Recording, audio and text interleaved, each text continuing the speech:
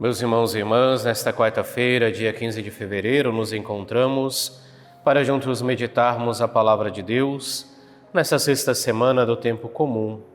Lemos o evangelista São Marcos no capítulo 8, versículos do 22 ao 26.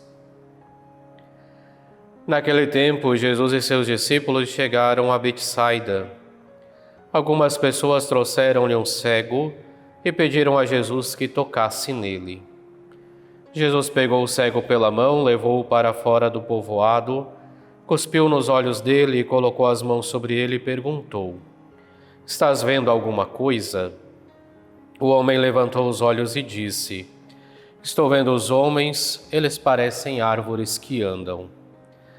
Então Jesus colocou de novo as mãos sobre os olhos dele e ele passou a enxergar claramente. Ficou curado e enxergava todas as coisas com nitidez.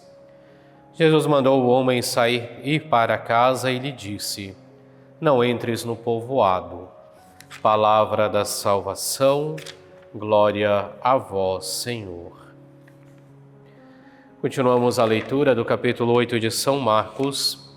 E ontem, após Jesus ter nos alertado contra o fermento dos fariseus, ter nos alertado contra a hipocrisia, recordávamos dizendo que no cristianismo, no catolicismo, aquela fala, faça o que eu digo, não faça o que eu faço, não encontra espaço.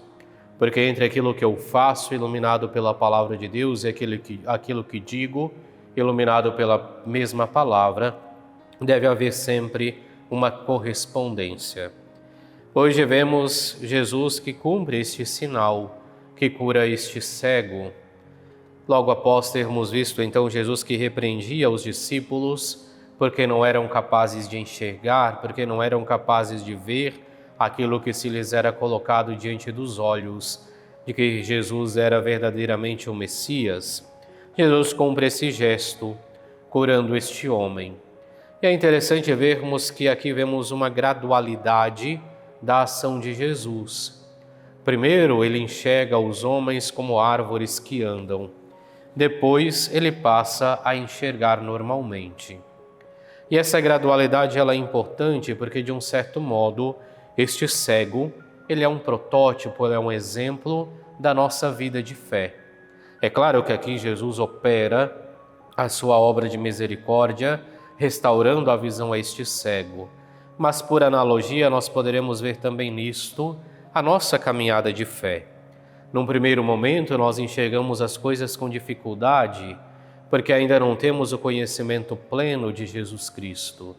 Mas a partir do momento que nós vamos crescendo no conhecimento da fé, a partir do momento que nós vamos crescendo no conhecimento de Jesus Cristo, aí sim os nossos olhos vão se abrindo e cada vez mais nós podemos enxergar com nitidez. Podemos enxergar com clareza como nos é apresentado hoje pelo evangelista. Portanto, o caminho que faz este cego é o caminho que todos nós fazemos enquanto comunidade cristã. É o caminho da fé. Ele encontra-se com Jesus, conhece a sua palavra, tem o contato com ele, começa a enxergar as coisas e perceber aquilo que a palavra de Deus lhe faz ver num primeiro momento, ainda que de forma limitada. E com o crescer na fé e com o crescer no conhecimento de Jesus Cristo, passa a ver com clareza. Do mesmo modo, nós, então, devemos fazer este mesmo caminho, um caminho gradual de crescimento e de conhecimento de Jesus Cristo, um caminho gradual na fé, para que também nós possamos ver com clareza, para que também nós possamos ver com nitidez, e vendo com clareza, vendo com nitidez, possamos proclamar verdadeiramente que Jesus Cristo é o nosso Senhor e Salvador, possamos proclamar verdadeiramente que em Jesus Cristo encontramos o Verbo encarnado, a Palavra de Deus que se faz presente no meio de nós. E ao fazermos isso, somos convidados mais uma vez então a tomar cuidado com esse fermento que é a hipocrisia, que muitas vezes nos ronda, que muitas vezes nos cerca, e nos leva a termos essa vida dupla, a querermos trazer para dentro da igreja aquele ditado popular do faço o que eu digo, não faço o que eu faço. No entanto, entre nós, a nossa vida deveria corresponder verdadeiramente à nossa fé.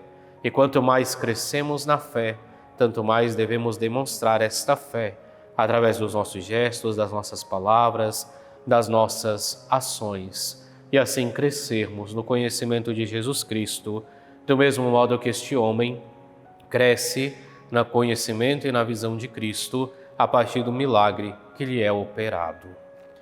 Façamos a nossa oração nesse dia dizendo: ó Deus, que prometestes permanecer nos corações sinceros e retos, dai-nos por vossa graça viver de tal modo que possais habitar em nós. Por nosso Senhor Jesus Cristo, vosso Filho, na unidade do Espírito Santo. Amém.